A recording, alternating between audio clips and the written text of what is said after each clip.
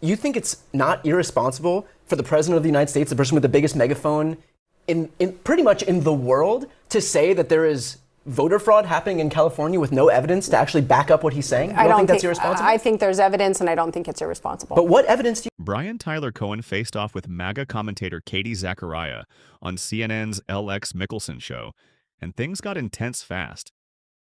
The debate was packed with heated exchanges as Katie pushed several familiar MAGA talking points that sparked major controversy. We're breaking down the biggest moments, fact-checking the claims, and sharing some key insights. Along the way. Stick around until the end and let me know your thoughts in the comments. Don't forget to like, subscribe, and share this video if you enjoy the content. Let's dive in. Podcast. Welcome to you both. Good to have you back with us. Katie, are Democrats cheating? Listen, in 2019, Tom Fitton with Judicial Watch sued Los Angeles County. And what did they find? Los Angeles County hadn't kicked anyone off their voter rolls for over 20 years. They had to kick off 1.5 million people off those voter rolls, 1.5 million. And in the last 7 years since that happened, 400,000+ people have fled Los Angeles. So we're relying on this faulty system that never kicked people off the voter rolls to begin with to somehow now start doing it. And look, the electoral system is broken if you can't have the count in a week. How do those people, but the reason that the system is slow is because of signature verification to go through all of that to make sure that there isn't fraud or anything like that. How are those people supposed to get through the system? Well, listen, you could have voter ID and same-day voting and no universal mail-in ballots. If you had all of those, you would know your results right away. And in California, they banned the ID. Right. They have universal mail-in ballots. And by and large, a lot of those ballots that come in are typically Democrat drops. And right now we're seeing, and news is mixed, we are actually seeing a pretty stable flow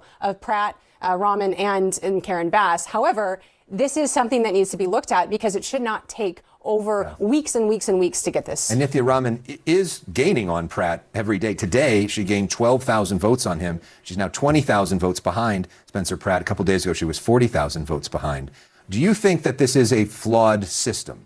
Look, I think that the system is working as it should. We're giving voters as much of an opportunity as we possibly can to make sure that their voices are heard. Again, we've heard from Katie a lot of rhetoric about suggesting that something nefarious is happening, but the reality is that there is no actual evidence of widespread fraud. And in fact, Justin Levitt, who is a professor at Loyola Law School, did a comprehensive study spanning 14 years, studied 1 billion ballots that were cast. They found 31 instances of voter or election fraud. 31 instances out of 1 billion ballots cast. If we look toward a red state, Utah wanted to see how many undocumented immigrants were voting in that state. There's no Democrats to gum up the works in that state. They looked at over 2 million voter registrations. They found one instance of an undocumented immigrant who was on the voter rolls. That person never even voted. So we can hear all the rhetoric in the world from Donald Trump straight on down about how Democrats are doing something nefarious, but not a single Republican can point to a single instance of widespread voter fraud in this country that would in any way change the results of these elections. Yeah, where is the evidence? Well, look, the truth has nothing to fear from investigation. So if there isn't fraud, they're not going to manufacture fraud. They're saying if there is something widespread and problematic about the fact that we don't get our vote totals for weeks and weeks and weeks, that there's no voter ID and there's universal mail-in ballots, then and there's nothing that comes up. Wonderful. If there is, and U.S. Attorney Bill O'Reilly has pointed to evidence of, he even brought it up again, where he prosecuted a woman who paid people on Skid Row, was it over at least 20 people, to go cast ballots. Now, listen, 20 people is a lot if you're looking at people spending money to go cast votes for other people, and we don't have control of our voter rolls. What Bill O'Reilly said last night when he was on live with us was that there are a few instances, but he does not right now have evidence of widespread voter fraud. When President Trump has been pushed, or his attorneys have been pushed in court over the years, they have never been able to provide. Right, and I think that's the difference. Evidence. In court, you're required to tell the truth, but when Donald Trump is out there speaking off the cuff from the Oval Office, that does not stop him at any point from suggesting that there is widespread fraud. And this is something that he's brought up over and over and over again. But two things can be true. One, it could be that there is not fraud and that they're going through the system the way that the system is designed. But it also could be true that the system needs some reformation. And maybe it isn't a good thing that your ballot can be postmarked on Election Day and can be received 4 days after Election Day. Maybe it isn't a good thing that you can drop off your ballot, vote by mail on the day of the election. Maybe it should be a few days before that. I mean, there are things that other states do that speed up their count. Do you think that's worth the trade-off? I think it's worth a conversation, but the reality is that it's really important not to conflate the system working as it was intended to work, which is a slow system, Yes. because we give voters as much time as humanly possible to make sure that their voices are heard. And frankly, I think that's more important than getting it done as quick as possible, because there's no difference really from having an answer yesterday versus tomorrow. I mean, the election results are going to be the election result. And I personally think it's more important to give Americans as much of an opportunity to have their voices heard in these elections as we possibly can. Do you think, Katie, that some of the president's language on this is irresponsible and creates a distrust in the system and actually hurts Republicans and may stop them from voting? I absolutely don't. I absolutely agree that this needs to be looked at. Look, I went to go vote. Looked at by who? This needs to be looked at and ensured that the system is secure. There's no other country in the world that has this electoral and election system like we have. Everybody knows day of who won, except California, United States, and particularly Los Angeles. And so what is broken with the system, whether it should be same-day voting, whether you should have voter ID, but I don't think it's irresponsible of him. And I think putting a U.S. attorney on it, who's going to do everything by the law and look at it very closely, should say to everyone, it's the same thing with regular fraud. We want this to be blown open. We don't want to cover up fraud because it hurts people. So if there is a broken election system, if we have inactive voters on our voter rolls and somehow those ballots are being cast in their name, even though they've moved to Texas or Florida or any of the other states that people fled to, we want to know about it. And that should be a unified agreement. Like, we don't want voter. Katie Zachariah followed a familiar MAGA debate strategy here. While Tyler Cohen pointed to studies examining over 1 billion ballots that found virtually no evidence of widespread voter fraud, the response was to cast doubt and create uncertainty rather than address the facts directly. In the rare cases where irregularities were found, they were often mistakes rather than intentional fraud.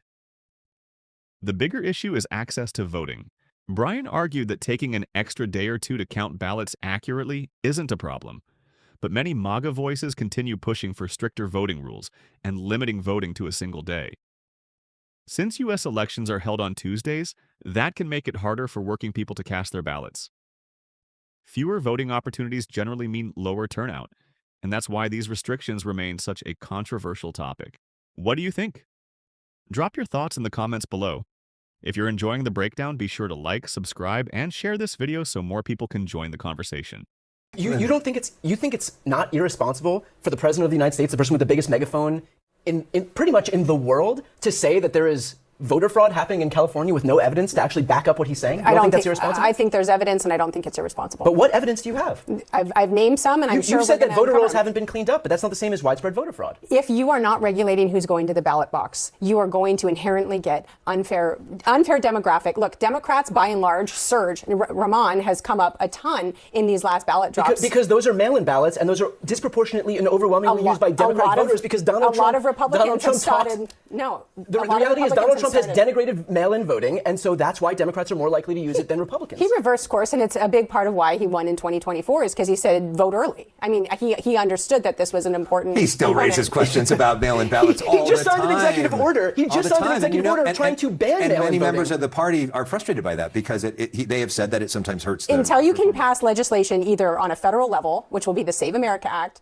and then you can also add in no paper ballot, or only paper ballots, same-day voting, voter ID. Yeah. And you also institute that statewide. You have city councilmen in Los Angeles trying to push for illegal aliens being able to vote in our elections. This has happened in Oakland and in San Francisco with city council meetings. And if you need to prove you are a valid citizen, that is a fundamental part of being in a sovereign country. Yeah. No other country in the world, at least a first world country, doesn't have voter ID. Again, I brought up the example where Republicans in the fully red state of Utah went over this. They found a single instance of an undocumented immigrant who was registered to vote, and that person never even cast a ballot. So this has been adjudicated. And in terms of illegal immigrants voting, that is for things like school board elections. It is illegal for them to vote in any federal elections, and certainly for president, just to put that out there. At this point, MAGA keeps pushing solutions for problems that simply don't exist. For years, they've repeated claims about voter fraud despite the lack of evidence. Donald Trump has made that message a core part of his movement, and critics argue it's really about making voting harder in a country that already struggles with low voter turnout. Tyler Cohen's position is simple. Make voting easier while keeping elections secure and legal. But in today's political climate, facts often end up competing with opinions. In this debate, Bryan came armed with evidence, while Katie Zachariah relied on familiar talking points and skepticism. What do you think? Do you agree with Tyler Cohen, or do you side with Katie Zachariah's concerns about the voting system? Let me know in the comments below. And if you enjoyed this breakdown, please like, subscribe, and share the video. It really helps the channel grow.